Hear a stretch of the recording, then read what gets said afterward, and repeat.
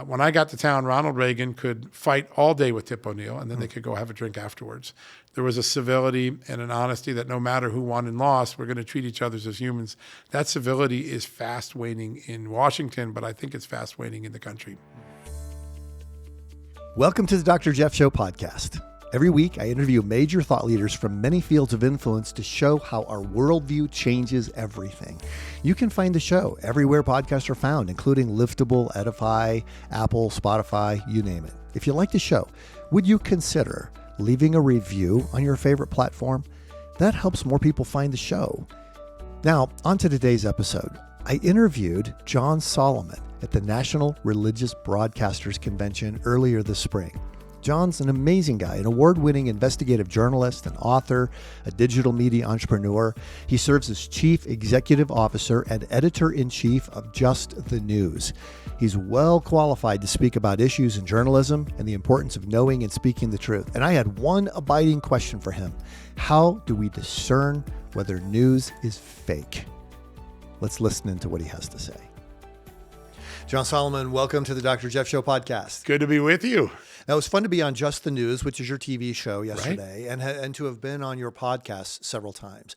But in getting to know you in the last couple of years, I've admired several things about you. First of all, your boldness in speaking on issues, even knowing that you're going to get a lot of blowback in your hometown of Washington, D.C. Yeah, that's true. And second of all, your ability to do it in a winsome way. That you have this ability to dig down in and talk about things, but to do it in a way that,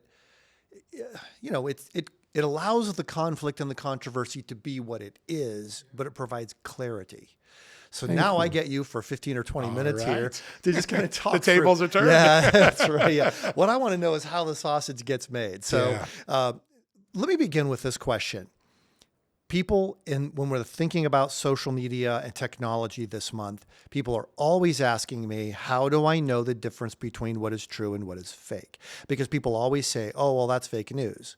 And then if you ask what they mean by that, what they mean usually is that's something that I don't agree with, or I don't want that word out there. Right. So I'm going to build a defensive perimeter around it so you can't question what's really going on. Yeah. Okay, there's nothing to see here behind the curtain is another analogy. Right. But because you're confronting news items literally every hour of every day, how do you discern the difference between truth and spin? In my very first job when I was 17 years old, I had an editor, literally my first weekend, I think I got on the job, and he said, I'll give you one piece of advice. I'll never give you any more. Facts are a stubborn thing. Just keep gathering facts, nothing else. In other words, no opinions. Don't hope something to be true. Just follow the facts where they lead. And in my generation, when I came up, all the practitioners before me were very dispassionate about the outcome of the story. They weren't invested which way the story went. They just wanted to make sure they got it right, and they trusted the American public to make a decision on the facts and come up with their own narrative from the facts. Somewhere in the last 10 to 15 years, journalism has been flipped on its head. Now people start with the outcome, and then they try to find facts that fit that. And if you've been in the profession as long as I have, you begin to see patterns and stories that probably aren't true. When the letter came out in October of 2020 saying the Hunter Biden laptop was Russian disinformation, first off, there was something very important about it that a skilled eye would look at and say, but where's the backup for this? I know you're saying it, but you don't have any proof of it. In fact, there was a disclaimer that we don't have anything specific we know about. And that led me on a journey to go and talk to the intelligence community. Very quickly, we were able to get the DNI at the time, John Ratcliffe, to say, there's no basis for this. And we were able to knock that down, though several people did get fooled by it, and several people like Miranda Devine were censored as a result of it. A lot of times a story that is truly fake, meaning it's not something you disagree with, it's just not a true story. There are telltale signs. One is there's a lot of adjectives substituting for verbs and nouns. Okay. There's a lot of opinion masquerading as fact.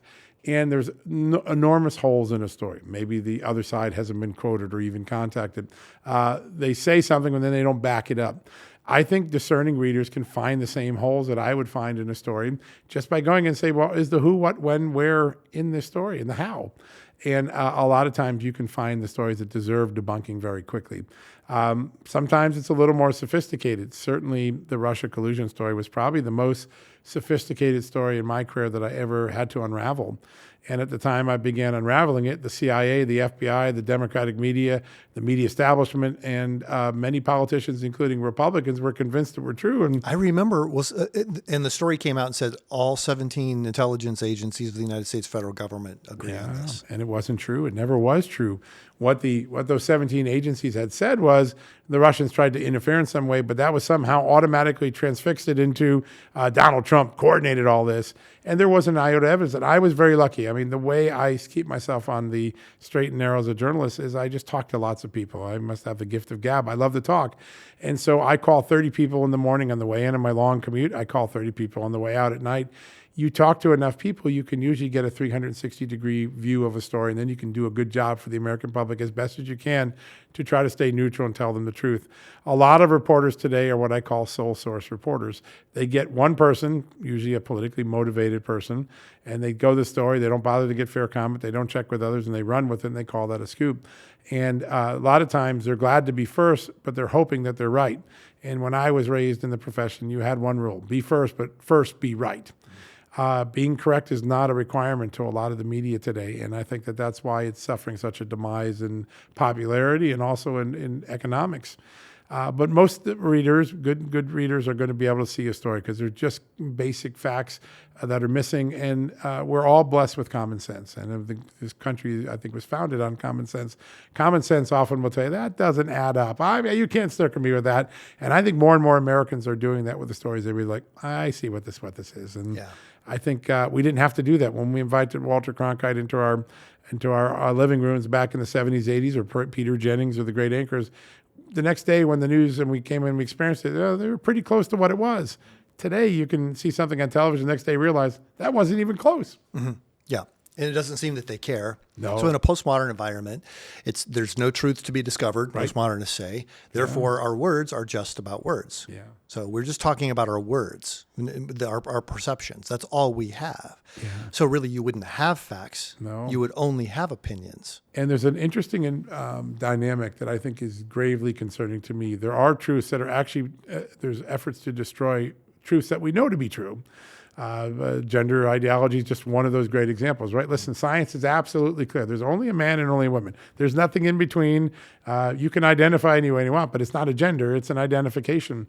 If you start destroying those truths, society and the law and order rails that we gave ourselves to exist suddenly become a lot more confusing. And I think the chaos, the depression, the uncertainty that young people are going through are a lot, because not only do we not have truths in what we're reporting, we're trying to destroy fundamental truths that God gave us and that our country have been built upon, the self-evident truths that we were built on in this country.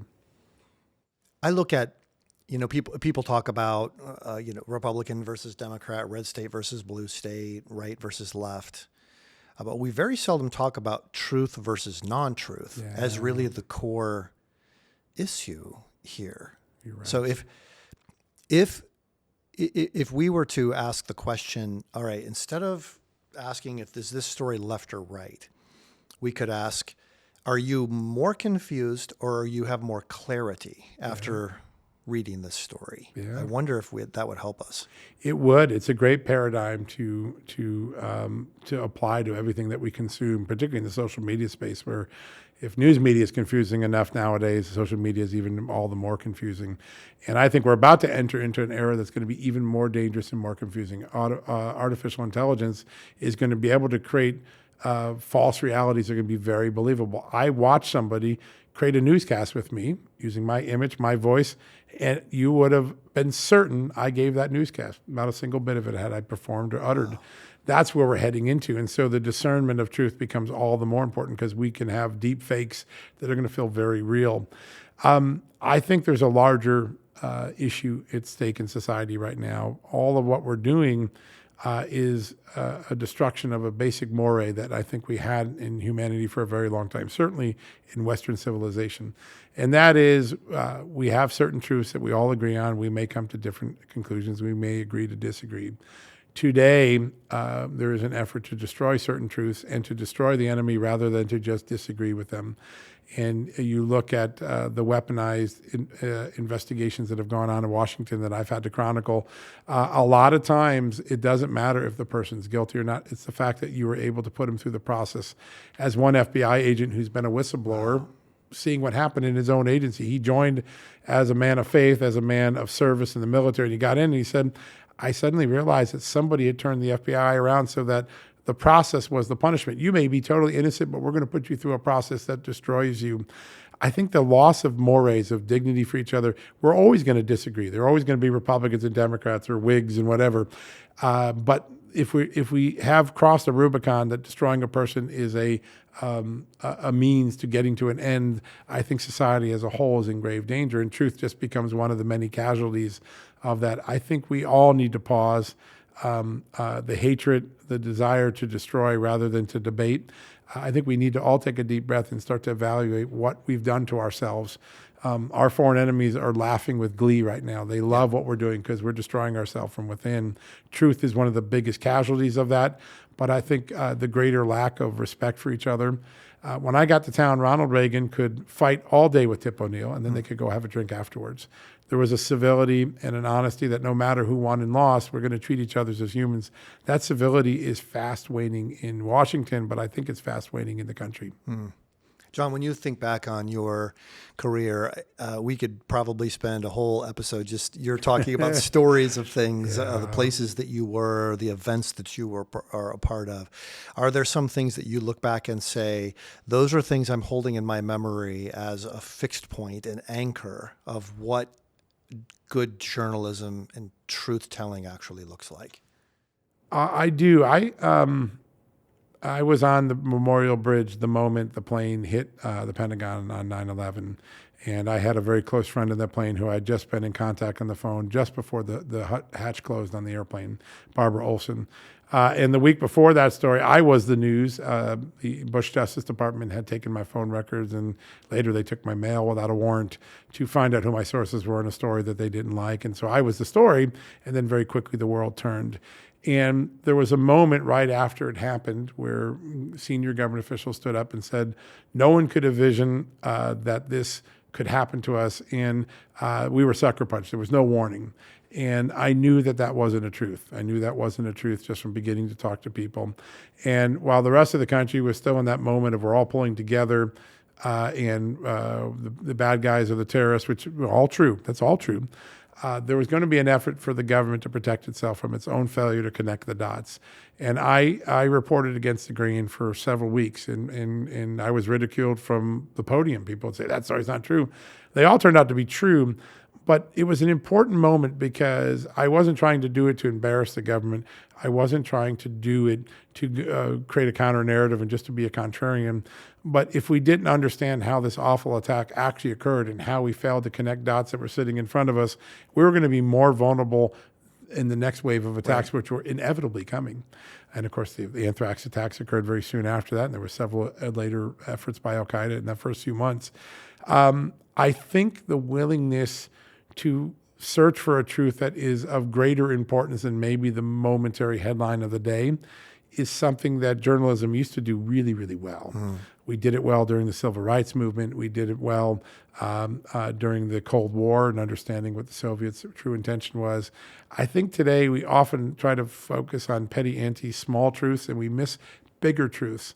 When the 9/11 Commission report came out, and they credited a lot of my early reporting, it felt good, not because your name got shouted out or a story got shouted out, but because a much bigger truth was revealed to the American public and we would be better for it. I feel like our profession today pursues stories that aren't making the country better. They're just making clicks better or petty disputes louder. And I hope that we can, as a country, as a profession, as people in America, try to find bigger truths and maybe not focus on so many of the petty ones that distract us on a daily basis. Man, this is so good. Do you have any closing words for young adults who are truth tellers? They may not want to go into the field of journalism, but maybe they can write. Maybe they can speak well. There are all different sorts of gifts that they have. What would you say as you're handing a baton over to them? Yeah. Probably the same thing that my very first editor when I was 17 years old at UPI told me: facts are a stubborn thing. They're your best enemy. They have no emotion. They have no agenda. They're just facts. And I think if you see what parents did in Loudoun County, Virginia, they were told a false story about what was going on in locker rooms and in the school, and they dug for the facts, and they literally turned an entire school district on its head for the right reasons. You don't have to be a journalist. You can just be a parent trying to protect your child, a priest trying to protect your community. But facts are always been the thing that in our moments of darkness have given us clarity. We talked about clarity at the beginning. Whatever you're doing, stick to the facts, make the facts the prominent lead in.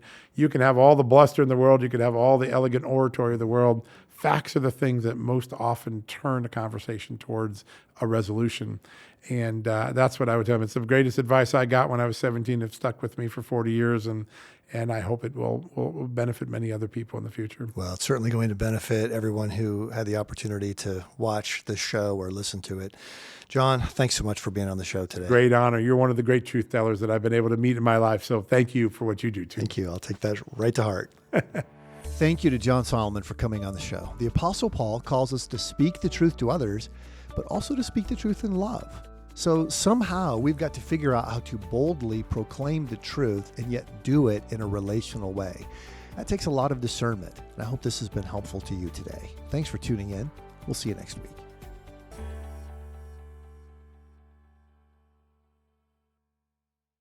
Thank you for listening to today's episode. The Dr. Jeff Show podcast is a resource of Summit Ministries. Summit equips and supports the rising generation to embrace God's truth and champion a biblical worldview. If you want more resources that can help you live out a biblical worldview as a student or reach the next generation as an educator, church leader, or parent, head over to summit.org/resources to find out about the programs, the articles, the videos, the ebooks, and more that we offer. Also, if you're looking for more great podcasts that will build your faith and inspire you, our friends at Edify have what you need. You can find more podcasts, including the Dr. Jeff Show podcast, on the Edify app. Download it at edify.app, spell EDIFI. And then you can also search for it in the Apple Store or the Google Play Store.